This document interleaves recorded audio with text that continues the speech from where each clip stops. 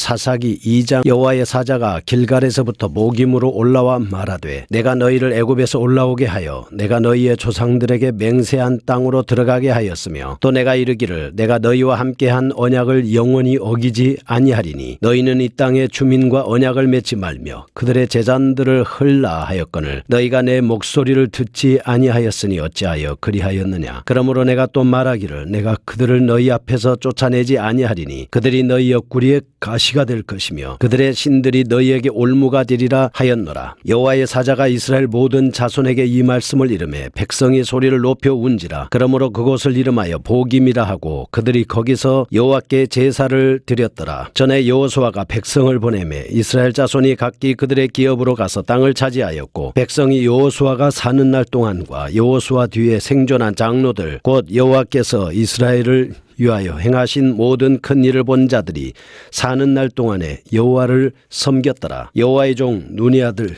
여호수아가 110세에 죽음에 무리가 그의 기업의 경내 에브라임 산지 가스산 북쪽 딥낫 헤레스에 장사하였고 그 세대의 사람도 다 그 조상들에게로 돌아갔고 그 후에 일어난 다른 세대는 여호와를 알지 못하며 여호와께서 이스라엘을 위하여 행하신 일도 알지 못하였더라. 이스라엘 자손이 여호와의 목전에 악을 행하여 바알들을 섬기며 애굽 땅에서 그들을 인도하여 내신 그들의 조상들의 하나님 여호와를 버리고 다른 신들 곧 그들의 주위에 있는 백성의 신들을 따라 그들에게 절하여 여호와를 진노하시게 하였으되 곧 그들이 여호와를 버리고 바알과 아스타롯을 섬겼으므로 여호와께서 이스라엘에게 진노하사 노략하는 자의 손에 넘겨주사 그들이 노략을 당하게 하시며 또 주위에 있는 모든 대적의 손에 팔아넘기심에 그들이 다시는 대적을 당하지 못하였으며 그들이 어디로 가든지 여호와의 손이 그들에게 재앙을 내리시니 곧 여호와께서 말씀하신 것과 같고 여호와께서 그들에게 맹세하신 것과 같아서 그들의 괴로움이 심하였더라. 여호와께서 사사들을 세우사 노략자의 손에서 그들을 구원하게 하셨으나 그들이 그 사사들에게도 순종하지 아니하고 오히려 다른 신들을 따라가 음행하며 그들에게 절하고 여호와의 명령을 순종하던 그들의 조상들이 행하던 길에서 속히 치우쳐 떠나서 그와 같이 행하지 아니하였더라. 여호와께서 그들을 위하여 사사들을 세우실 때에는 그 사사와 함께 하셨고 그 사사가 사는 날 동안에는 여호와께서 그들을 대적의 손에서 구원하셨으니 이는 그들이 대적에게 압박과 괴롭게 함을 받아 슬피 부르짖음으로 여호와께서 뜻을 돌이키심이거늘 그 사사가 죽은 후에는 그들이 돌이켜 그들의 조상들보다 더욱 타락하여 다른 신들을 따라 섬기며 그들에게 절하고 그들의 행위와 패역한 길을 그치지 아니하였으므로 여호와께서 이스라엘에게 진노하여 이르시되 이 백성이 내가 그들의 조상들에게 명령한 언약을 어기고 나의 목소리를 순종하지 아니하였은즉 나도 여호수아가 죽을 때 남겨둔 이방 민족들을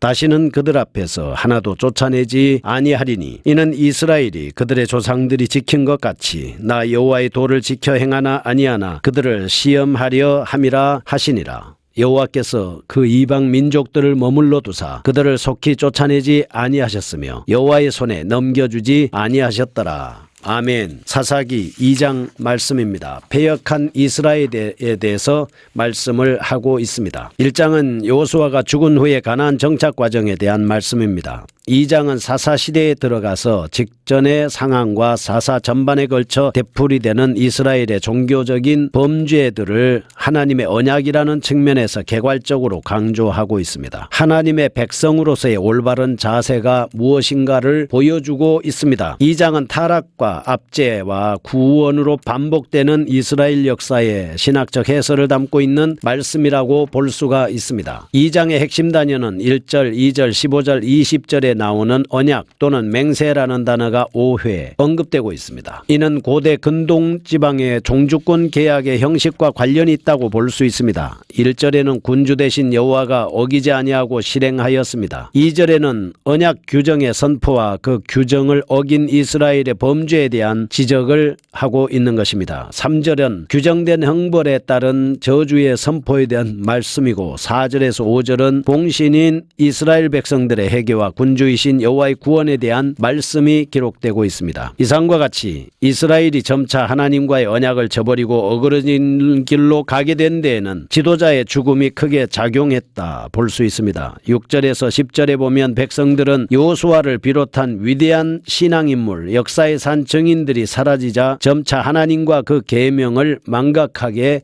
된 것입니다. 11절에서 23절 말씀은 이스라엘의 타락, 하나님의 책망, 그리고 백성들의 회개, 하나님의 구원 사역의 형식이 반복되고 있습니다. 우리는 이 장에서 다음과 같은 사실을 발견할 수가 있습니다. 첫째로 언약 관계의 견고성입니다. 사사시대의 초기부터 이미 여호와께서 이스라엘의 악함과 끊임없이 반복되는 그들의 죄악을 다 알고 계셨음에도 불구하고 언약 관계를 포기하지 않으시는 하나님의 신실성을 볼 수가 있습니다. 둘째, 언약적 관계의 저변에 깔려있는 하나님의 자비하심입니다. 이런 사실은 이스라엘 백성들이 언제든지 회개하고 슬피 울며 간구하기만 하면 여호와께서 뜻을 돌이키시고 구원자를 보내주셨습니다. 셋째, 언약적 관계의 궁극적인 종착역은 이스라엘의 구원이라는 사실입니다. 하나님께서는 이스라엘 백성을 시험하시고 징계하십니다. 그것은 이스라엘을 멸하시기 위함이 아니었습니다. 시험 속에서 정금같이 단련되어 차원 높은 하나님의 백성들이 되도록 하기 위한 것이었습니다. 이런 사실은 신약시대에 이르러조차도 바울이 때가 되면 마침내 온 이스라엘이 구원을 얻게 되리라고 담대하게 증거한 점에서도 충분히 입증된다고 볼 수가 있습니다. 그러면 첫 번째, 이스라엘을 책망하시는 여호와의 사자의 모습을 볼 수 있습니다. 2절에서 3절은 가나안 정착 초기에 이스라엘 백성들이 하나님의 언약 관계를 떠나 가나안 백성들과 언약을 맺고 우상을 섬긴 사실 때문에 1절은 여호와의 사자가 복임에 임재하여 그들을 책망하여 저주하는 말씀이 나오고 있습니다.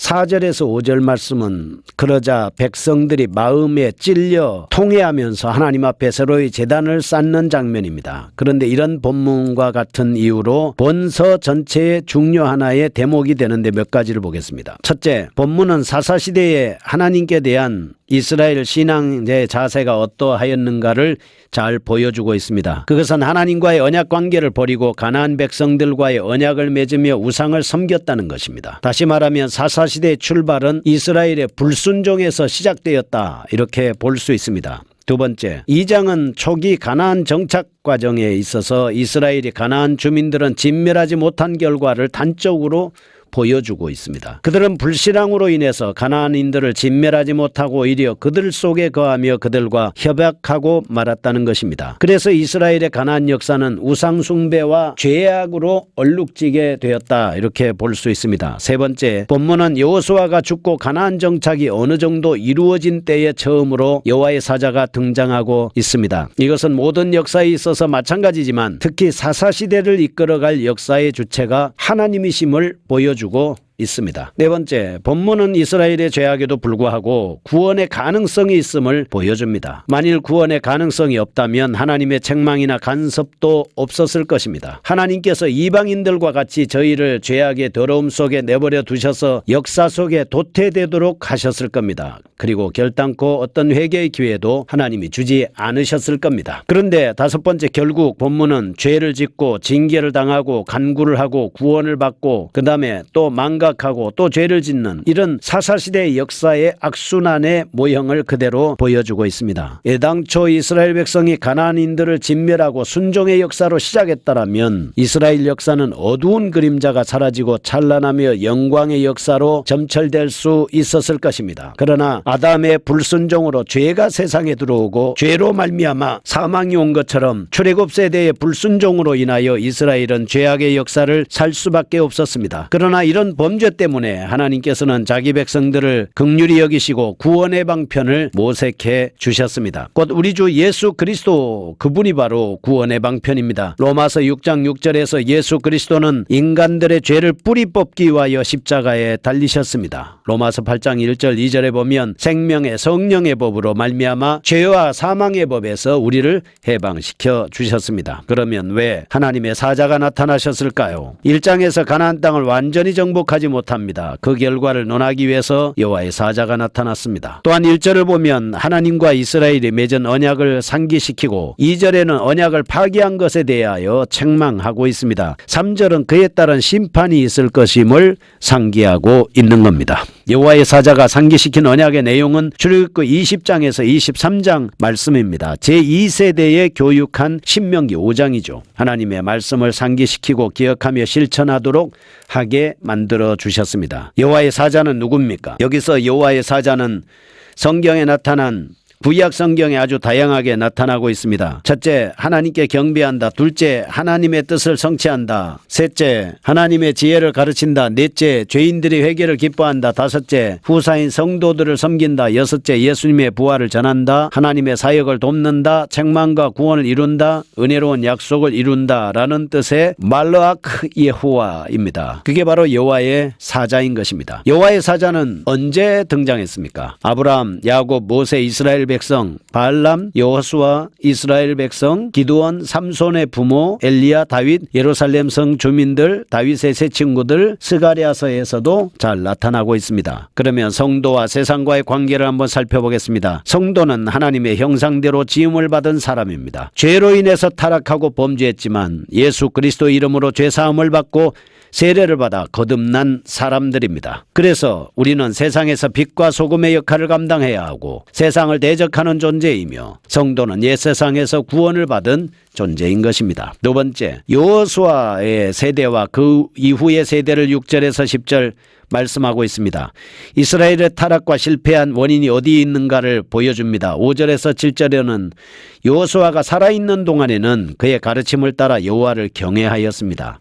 8절에서 10절에는 그러나 여호수아가 수완이 다 되어 여호와께로 돌아가자 그 이후에 이스라엘에 태어난 새 세대는 점차 여호와의 신앙에서 멀어지고 말았습니다. 그러면 왜 이스라엘이 타락했을까요? 첫째, 이스라엘이 가나안에 입성하여 신정국가를 이룬 후로부터 이스라엘을 다스리는 지도자는 명실공히 모세와 여호수아와 같은 인간이 아니라 하나님이시라는 것을 몰랐다는 사실이 그 첫 번째 원인입니다. 사실 모세와 여호수아는 이스라엘의 가나안 입성을 위해서 세움을 받은 하나님의 도구에 불과했습니다. 그러므로 이제 가나안에 입성한 이스라엘에게는 다른 인간적인 지도자가 필요 없습니다. 오직 하나님만이 그들의 지도자가 될 수 있었을 뿐입니다. 그러나 이스라엘은 이러한 사실을 알지 못하고 여전히 여호수아와 같은 지도자를 구함으로 실패의 삶을 살 수밖에 없었습니다. 두 번째, 여호수아가 행하신 일에 대한 교육의 부재가 둘째 원인입니다. 그들은 신앙교육을 하지 않았습니다. 그래서 문제가 된 것이죠. 세 번째, 이스라엘의 타락과 하나님의 구원 역사입니다. 여호수아가 죽은 후에 이스라엘 백성들은 타락했습니다. 우상을 섬깁니다. 하나님 앞에 채찍을 맞습니다. 그러나 이름에도 불구하고 하나님께서는 사사들을 보내주셔서 이 사사들을 통해서 이스라엘 백성들을 구원하는 모습을 볼 수가 있습니다. 우리에게는 예수 그리스도를 보내주셨습니다. 그리고 우리는 예수 그리스도를 믿음으로 언제든지 어느 곳에든지 구원을 받을 수가 있습니다. 거룩하신 하나님 아버지 감사합니다. 하나님께서 우리의 잘못을 회개할 때 하나님께서 우리의 간구를 들으시고 응답하여 주심을 감사하며 지도자를 보내주셔서 구원 역사를 이루게 하심을 감사합니다. 예수님의 이름으로 기도합니다.